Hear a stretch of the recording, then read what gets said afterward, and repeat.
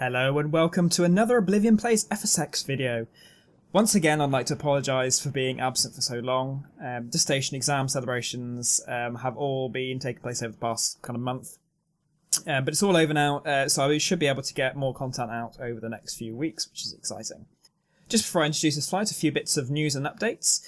First of all, thank you very much for almost 200 subs. I'm really pleased that the number of subs are going up every month. And 200 subs is brilliant, so again, thank you very much for that. In terms of what's coming up, I'm going to record another Flybe virtual flight, if not tomorrow, within the next couple of days. I've already had some requests for certain routes, so I'm more than happy to do them. I'll also be doing the next leg of the Carinado series. So I'll probably be flying to Innsbruck on the next flight, though to be confirmed. In terms of reviews, I can't afford to buy any more products at the moment, so I'll be reviewing products that I already own. If you'd like me to review anything in particular, then I'd kindly ask you to donate. I'm more than willing to do it, and I certainly don't expect donations. But like I said, if you want me to do it, you'll have to donate to my channel until I have a little bit more money in the bank.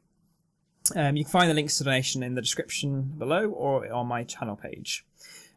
An update on my Twitch streaming. Unfortunately, it's going to be temporarily on hold because I'm moving to a new flat. And the internet there, because it's in the middle of nowhere, is a bit slow. BT do say that the fibre optic access will be within the next kind of few weeks. But that's not guaranteed. So until then, I imagine my Twitch streaming will have to be put on hold. I'll give it a test, but I think it's unlikely that it will be fast enough. So an introduction to this flight. This is a British Airways flight from Bari, LIBD, to Gatwick, EGKK, in the Aerosoft Airbus A320, as you can see in front of us. I have been streaming for BAVirtual, who I joined a little while ago. So I've been streaming on my Twitch channel. I haven't done anything for YouTube, so I thought this would be a good opportunity to demonstrate the Aerosoft Airbus and also a few of the kind of routes and flights that BAVirtual do. I have had the Airbus for a while, but I've only kind of recently got round to reinstalling it since I upgraded my PC. So I mean, it's a brilliant aircraft. So I'd love to demonstrate it to you. In regards to Bari, the airport that we're currently based at, the scenery is Aerosoft scenery, as you can see.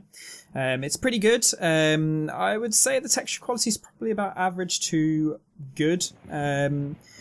If you compare it to some other products, such as the Berlin scenery and Dublin scenery, it's not quite on par. But then I think that's reflected in the price. I seem to remember it's slightly cheaper. If you'd like me to do a more in-depth review of the scenery, please do request it in the comment section. I'm more than happy to do it. But I've got some other products which I probably would prioritise over this unless you guys really want to see a video on it. In terms of the airport itself, its title is Bari Karol Wojtyła Airport. I apologise, that's probably completely incorrect pronunciation. It's also known as Polisi Airport, and it serves the city of Bari, as the name suggests, which is in the southeast of Italy. If you imagine Italy as a boot, it's kind of at the top of the heel. It's approximately 5 miles. The airport's approximately 5 miles northwest of the town centre, and it's a reasonably popular airport due to in fact, it's a tourist holiday destination. It served almost 3.7 million passengers in 2014. And a number of carriers fly here, including Aegean Airlines, Air Berlin, Alitalia, BA, EasyJet, Germanwings, Ryanair and Turkish Airlines, among others. But without further ado, all the baggage is unloaded and the passengers are off from the previous flight. So let's jump into the cockpit and let's get going. Now, the Aerosoft Airbus does give the option to fly with a virtual co-pilot. Who will take over a lot of the jobs that you have to do, which is quite nice. I mean, obviously, you also have the option to fly completely manually, which I will be hoping to do in the near future. It's just I need to kind of get used to how it all works because it's a very kind of technical aircraft to fly. Excuse you. It has all these kind of ambient sounds, as you can hear, which kind of carry on throughout the flight, so we'll probably hear a few more of those. But you turn on the batteries to first of all start up the MCDUs, and you go over to MCDU 2. And what you need to do is go into the checklist menu, and click them both on, and that starts the checklist kind of sequence. As you can see at the top, you just need to press well, you either click here or you press the key number 1, and it does it all automatically. I've also loaded all the baggage and passengers on using the load sheet menu, and then you can also have command of the doors and things like that. But without further ado, let's get the checklist going. Cockpit preparation checklist. Batteries. Both on. Electrical power. External power is on. Navigation lights. Set on. Engine master. Both off. Engine mode selector. Checked normal. Landing gear lever. Checked. Parking brake. Off. Flaps. Checked position. Speed brake lever. Checked retracted. Thrust levers. Idle. Transponder mode. Checked standby. Radio control panel. Set on. ECAM recall. Checked. Anti-skid. On.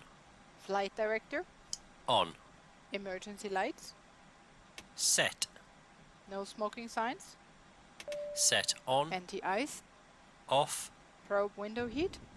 Auto. Air condition. Checked. Ventilation panel. Is checked. Electric panel. Checked. Fuel pumps. Set on. Hydraulics. Is checked. Accu-brake pressure.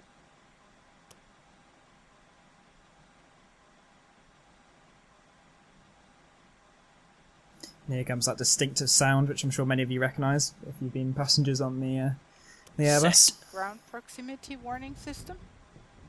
On. Electronic flight control system. On. ADIRS.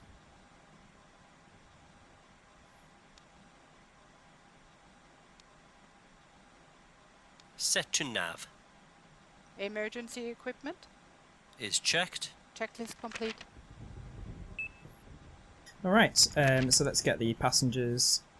Well, actually, we can get the catering service going and press boarding, whilst I program the FMS. So first of all, you have to press the init button, and that brings in the kind of overall flight plan page. So we're going from LIBD to EGKK. Well, I'm struggling to see the G. There it is. Right in front of me. And then the alternate is Heathrow, EGLL. And then you click the Align IRS button, which just takes, I think it's about 5 minutes. The cost index is 20. I think that's pretty much consistent through all British Airways aircraft. And the flight level is 360 today. Flight number is 2591. BOR 2591.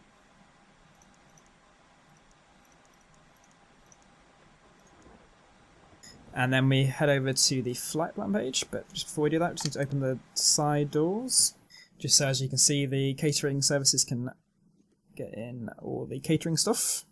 I don't know why, but for some reason GSX sounds aren't working. I went into the options menu, but it didn't seem to want to work. So unfortunately, the GSX sounds aren't going to be working.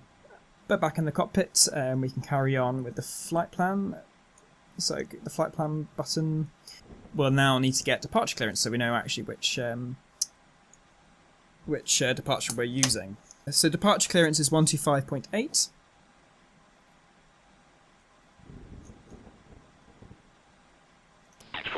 Roger, you clear to leave controlled airspace, routing on track the Mike Whiskey for Bournemouth. Pro-ATC comes into life. 4,000 feet and the squawk 5056. Mixed contact frequency when advised, Manchester 124.2.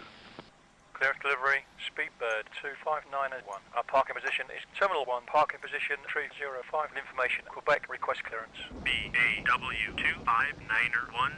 Status correct. ATC clearance to destination airport via BIE 5 Golf, runway 07. After takeoff, climb 4,000. expected flight level 111. Transponder code is 3472. QNH 1014. Cleared by VIE 5 Golf. Initial altitude is 4,000, flight level 110, then 10 minutes after departure. Transponder to 3472. Speedbird 25901. BAW 25901. Readback correct. Contact ground control on 121.6. Roger. 121.6. Speedbird 25901. EC639, taxi uniform, I don't know why we've got British ATC, but I guess that's just limitations of using third-party ATCs. Obviously, it doesn't always have the ATC recordings for the appropriate region. Pro-ATC does try and do the best it can, so usually you do get reasonably realistic local traffic, but not in Bari, clearly. Right, so I'll start inserting the flight plan just so you can see how you do it, and then I think I'll cut ahead just so you don't have to watch all of it, but I'll show you a map of the route. So after V, it's to UN1. So we click the left soft key next to VIE, and the airways, from V via UN1 to DIPEP. 762, start approved, temperatures 9, the QNH is 1009, runway 27. To UT 292. To Vic.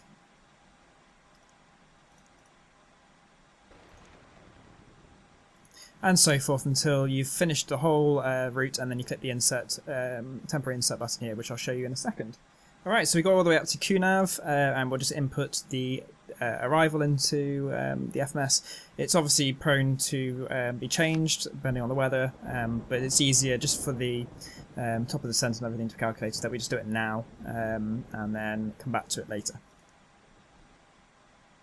So we're predicted to be ILS 26 right, but obviously if you know Gatwick, that's actually a disused runway. So we use 26 left at the moment, and ignore that. I think Pro-ATC was just having a, not Pro-ATC, PFPX was having a bit of a moment, but we'll carry on as if it's ILS 26 left. And then it's LUM 3B start. Ground control, Air France 9082. Request startup. Air France 9082. Startup is approved. Startup approved. Air France 9082. And we'll insert that in.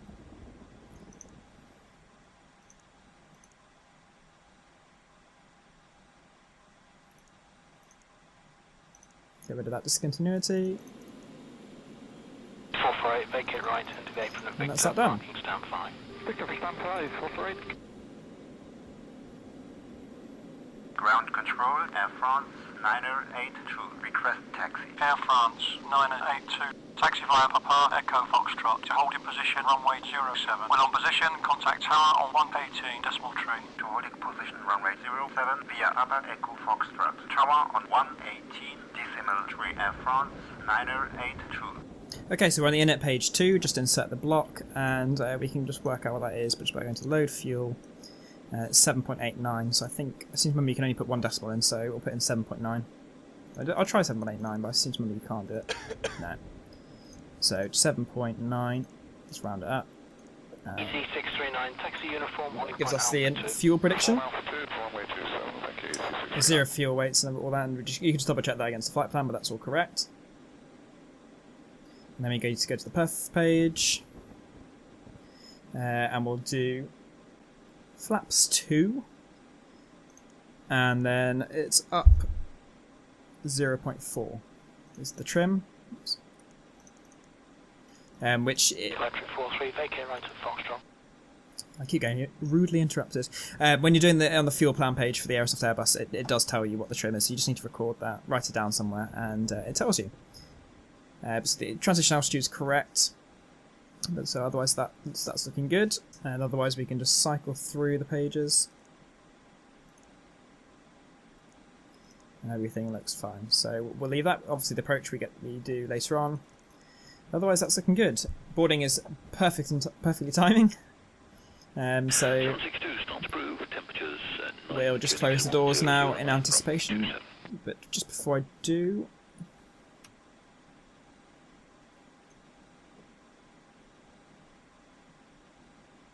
what I just need to do is program the autopilot. So we need to increase this up to 4,000 as our initial altitude.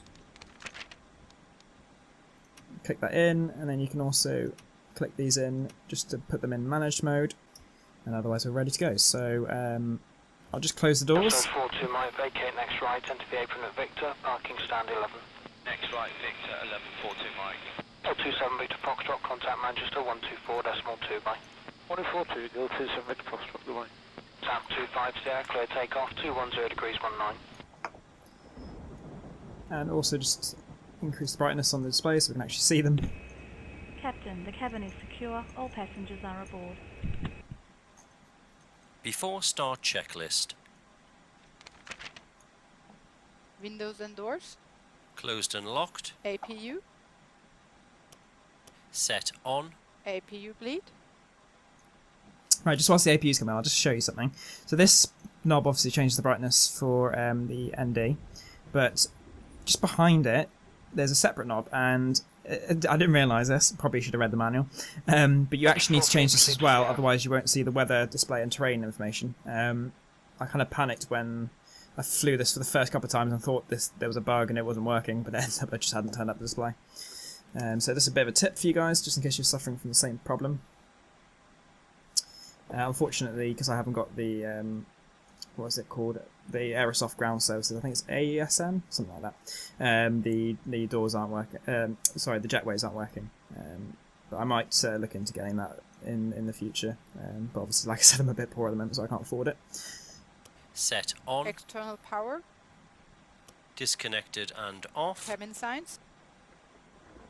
Set on. 40 Mike, vacate next right, Idle. enter the apron at Parking Victor, brake. parking stand 8. Set on.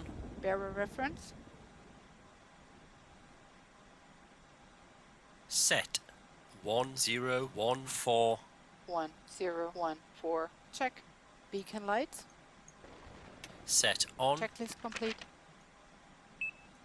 All right, so we're ready to go. But just before I do anything, I would just put on the ACARs for the tracking software for the British Airways, and I'll come back in a second.